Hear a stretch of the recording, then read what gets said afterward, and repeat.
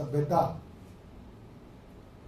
और भारत के करोड़ों लोगों की धार्मिक भावना से सीधा जुड़ा हुआ है। हाल ही में भारतीय जनता पार्टी ने तीसरी बार एनडीए की सरकार कल देश में बनाई और उसके अंदर एक ऐसे मंत्री ने शपथ ली है जिनका मानना है कि भगवान राम काल्पनिक है। भगवान राम की रामायण काल्पनिक है, यानी कि भगवान राम नहीं है, ये कल्पना है, इमेजिनेशन है। और उन्होंने यहां तक कह दिया कि भगवान राम और रावण की कहानी में तो रावण ज्यादा बेहतर है, राम से बेहतर रावण है, राम से कर्मठ रावण है। ये बात भारतीय जनता पार्टी के मंत्री जीतन राम मांझी जी ने कही है और उनको प्रधानमंत्री जी ने अपने कैबिनेट के अंदर जगह दी है, अपने मंत्रिमंडल के लिए जगह दी है। हम भारतीय जनता पार्टी से ये सवाल पूछना चाहते हैं, क्या भारतीय जनता पार्टी ये मानती है कि भगवान राम काल्पनिक हैं?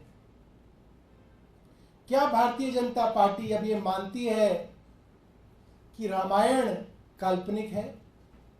क्या भारतीय जनता पार्टी अब ये मानती है कि राम से ज्यादा बेहतर रावण थे? और ये बात मैं इसलिए पूछ रहा हूं क्योंकि शपथ ग्रहण समारोह में जीतन राम मांझी ने प्रधानमंत्री के कैबिनेट में शपथ ली और जिस दिन प्रधानमंत्री मोदी जी भारतीय जनता पार्टी के राष्ट्रीय कार्यालय में इलेक्शन रिजल्ट वाले दिन आए, इतवार को शाम को, तो भारतीय जनता पार्टी के जितने भी नेता थे, आप वीडियो निकाल के देख लीजिएगा, भारतीय जनता पार्टी के जितने भी नेता थे वो कह रहे थे मोदी जी को जय श्री राम, मोदी जी को जय श्री राम। और मोदी जी ने जय श्री राम नहीं कहा, मोदी जी ने अपने हजारों कार्यकर्ताओं की जय श्री राम का जवाब जय श्री राम में नहीं दिया। वीडियो में देख लीजिएगा, मोदी जी ने कहा जय जगन्नाथ। जगन्नाथ में कोई बुराई नहीं है, मगर एक ही दिन में भगवान बदल दिए, एक ही दिन में जय श्री राम का जवाब जय जगन्नाथ से दिया और उसके बाद एक ऐसे आदमी को मंत्रिमंडल में लिया गया जो कह रहा है रामायण काल्पनिक है, भगवान राम काल्पनिक है, ये सारी एक कहानी है, राम से बेहतर तो रावण थे। हम जानना चाहते हैं भारतीय जनता पार्टी ने ऐसे आदमी को क्यों मंत्री बनाया और क्या भारतीय जनता पार्टी भी इन बातों से सहमत है? बहुत बहुत धन्यवाद। आपका कोई प्रश्न है तो पूछ सकते हैं। सर, आज पानी के मुद्दे को लेकर के आप और आतिश जी जो हैं वो राज्यपाल से मिली और आपने जो स्थिति बताई, उनकी तरफ से जो चीजें शेयर की गई हैं, दोनों में अंतर है। असल में हुआ क्या था वहां पे? देखिए, ये बहुत दुर्भाग्यपूर्ण है कि एलजी साहब ने जो चर्चा वहां पे हुई और जिस चर्चा पे बाद में फैसला हुआ कि ये दो बातें हैं जिसको हम लोग कंक्लूड कर रहे हैं, आप यही दो बातें कहिएगा, हम भी यही दो बातें कहेंगे, ये एलजी साहब के द्वारा कहा गया और उसको गलत और झूठे ढंग से जो प्रेस रिलीज में दिया गया, मैं एक मंत्री होते हुए पूरी जिम्मेदारी से कह रहा हूं, एलजी ऑफिस से जो प्रेस रिलीज दी गई है वो मिसलीडिंग है, वो तथ्यों को गलत तरीके से दिखाने की एक गलत कोशिश है। और मैं एलजी साहब को करबद्ध एक निवेदन कर रहा हूं और एलजी साहब उस निवेदन को मान नहीं सकते। जब मैं और आतिशी एलजी साहब के दफ्तर में पहुंचे तो एलजी साहब ने 3 कैमरे लगवा रखे थे उस मीटिंग को रिकॉर्ड करने के लिए, 3 कैमरे। मैं एलजी साहब को निवेदन कर रहा हूं, आपने उस पूरी की पूरी मीटिंग की वीडियो रिकॉर्डिंग करी है, 3 कैमरे में की है, आप उसको पब्लिक डोमेन में डाल दीजिए। मैं ये निवेदन कर रहा हूं, आप उसको पब्लिक कर दीजिए, दिल्ली और देश की जनता को देखने दीजिए वहां पे क्या चर्चा हुई थी और कैसे एलजी एक चर्चा को गलत तरीके से जनता को गुमराह करने के लिए दे रहे हैं। ये बहुत दुर्भाग्यपूर्ण है। मैं चुनौती दे रहा हूं एलजी साहब को, आप वो वीडियो जनता के सामने पब्लिक कर दीजिए, देखने दीजिए जनता को क्या चर्चा होती है 2 मंत्रियों की और एक एलजी साहब की। एलजी साहब गलत बोल रहे हैं और मैं आपको कह रहा हूं एलजी साहब बिल्कुल भी उस वीडियो को पब्लिक नहीं कर सकते, क्योंकि पब्लिक कर देंगे तो उनकी पोल खुल जाएगी, जनता को उनकी सच्चाई सामने आ जाएगी। आप कुछ भी कर लीजिए, एलजी साहब उस वीडियो को आप लोगों के आगे पब्लिक नहीं करेंगे। और इससे साबित होता है कि एलजी और एलजी का कार्यालय गलत, गुमराह करने वाली, मिसलीडिंग प्रेस रिलीजेस देता है, जो कि कानूनी अपराध भी है। और कोई सवाल? ऐसे में समाधान क्या निकलेगा आप दोनों के बीच में जो भी चल रहा है? समाधान बोल तो रहा हूं, मैं आपको बोल रहा हूं, वीडियो है, रिलीज कर दें एलजी साहब, पानी का समाधान, दूध का दूध पानी का पानी हो जाएगा, उससे पानी का समाधान भी निकल जाएगा। आपको पता चल जाएगा कि पानी क्यों नहीं आ रहा दिल्ली वालों के घरों में, आपको पता चल जाएगा कौन जिम्मेदार है उसके लिए, आपको पता चल जाएगा 2 साल दिल्ली में क्या हो रहा है। उस मीटिंग की वीडियो अगर बाहर आ गई तो एलजी साहब की और भारतीय जनता पार्टी की पोल खुल जाएगी, मैं यहां तक कह रहा हूं। और ये बात मैंने एलजी साहब को उनके कमरे में भी कही थी कि एलजी साहब ये जो वीडियो बना रहे हैं उसको पब्लिक कर लो, हम आपको कह रहे हैं। और अगली बार से आप लोगों को बुला लिया करो, मैंने ये भी कहा उनको, अगली बार मीटिंग करनी हो तो मीडिया को बुला लिया करो, लाइव होने दो, लोगों को पता तो चले कि हो क्या खेल रहा है। तो आज एलजी पूरे देश के सामने एक्सपोज हो गए, क्योंकि वो उस वीडियो को पब्लिक नहीं कर पाएंगे।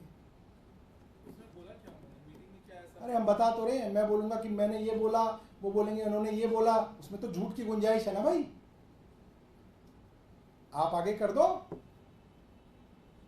और कई अफसर थे वहां पे, चीफ सेक्रेटरी वहां पे थे, सीईओ जल बोर्ड अनबरासू वहां पे थे, एलजी के प्रिंसिपल सेक्रेटरी अनुराग आशीष कुद्रा वहां पे थे, एलजी के सेक्रेटरी सुरेंद्र जी वहां पे थे और एलजी के प्रेस सेक्रेटरी अभिजीत रे वो वहां पे थे।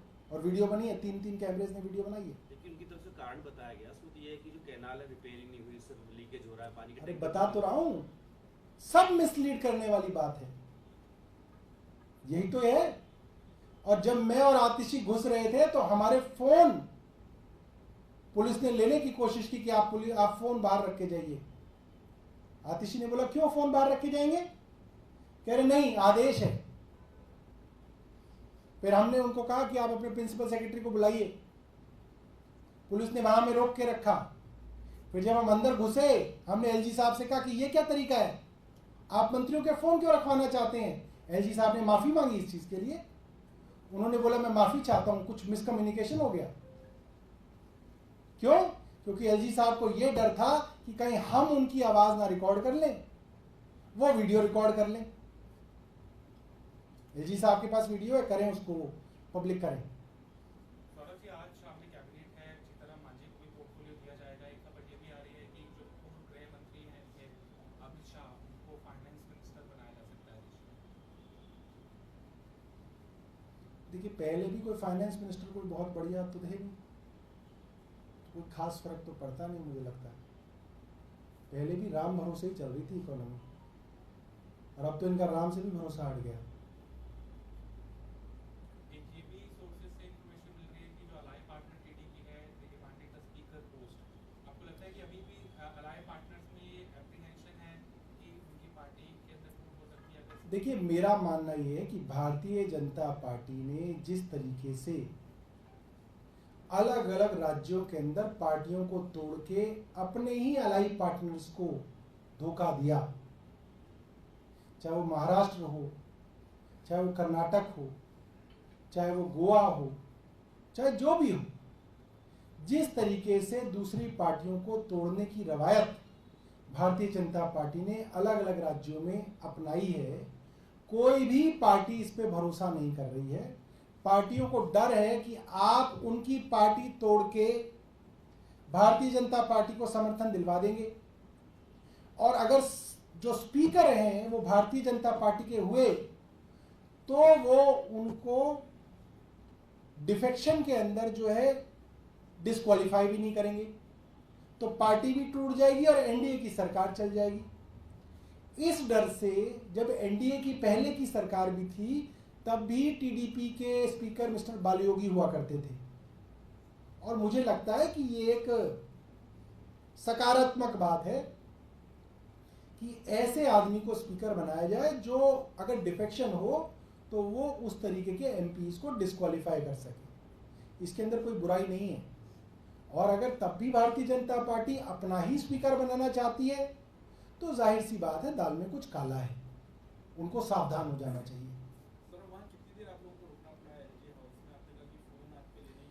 देखिए, मुझे लग रहा है करीब 2-4 मिनट रहा होगा कि जैसे ही हम देखिए क्या हुआ, जैसे ही हम उतरे तो पुलिस के लोग जो उनके यहाँ लेडी थी, एक जेंट्स थी, सफारी में थे, वो डार्क ब्लू कलर की होती है आई थिंक, तो बोले कि मैडम सर आप अपना फ़ोन हमें दे दीजिए।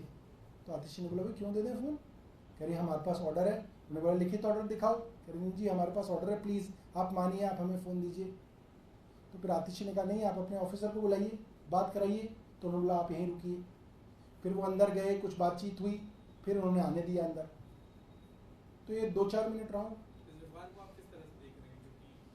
इस व्यवहार को इस तरह से देख रहे हैं कि इनको एक झूठ इस मीटिंग के नाम पे प्लांट करना था, तो मन में डर था, मन में चोर था कि कहीं ये अपने फोन में ना रिकॉर्ड कर लें हमारी बातें, और वो खुद वीडियो पे रिकॉर्ड कर रहे हैं। तो भैया वीडियो को पब्लिक कर दो, हमारे मन में कोई चोर नहीं है। हमारे मन में चोर होता तो हम कहते हैं अरे नहीं, वीडियो को छुपा के रखो।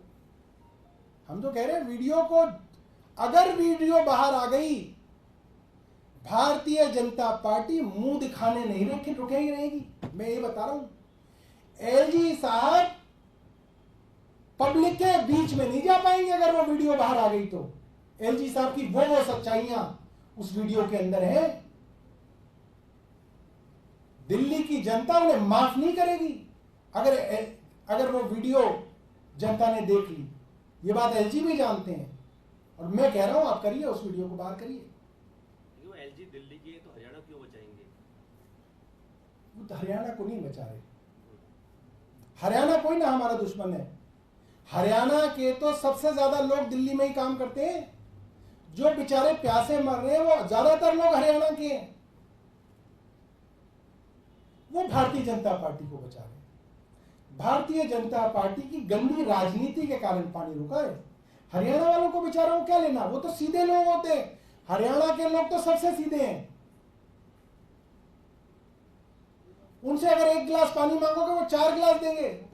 पानी मांगोगे शरबत पिलाता है हरियाणा का आदमी, ऐसा आदमी है ये। हरियाणा की भारतीय जनता पार्टी की सरकार को बचाने की कोशिश कर रहे हैं।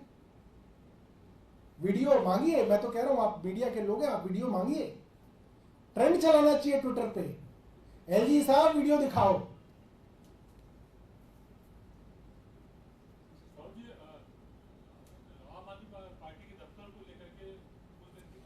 अभी सुप्रीम कोर्ट से ये फैसला आया। देखिए, आम आदमी पार्टी कोई जबरदस्ती तो कहीं पे कब्जा कर नहीं रहा है। स्टेट पार्टी है, उस लिहाज से एक स्टेट पार्टी के नाम से हमको दफ्तर मिलना चाहिए दिल्ली में। नेशनल पार्टी है, इसलिए एक नेशनल पार्टी के नाम पे दफ्तर मिलना चाहिए। 2 दफ्तर मिलने चाहिए हमें दोनों में से भी एक दफ्तर नहीं दिया गया। देना किसको है? केंद्र सरकार को देना है। तो हमने सुप्रीम कोर्ट को कहा, भैया हमको आप जगह दे दो, हम शिफ्ट हो जाएंगे। आपने जगह नहीं दी, इसलिए यहां पे रुके हुए। और यहां पे आम आदमी पार्टी से पहले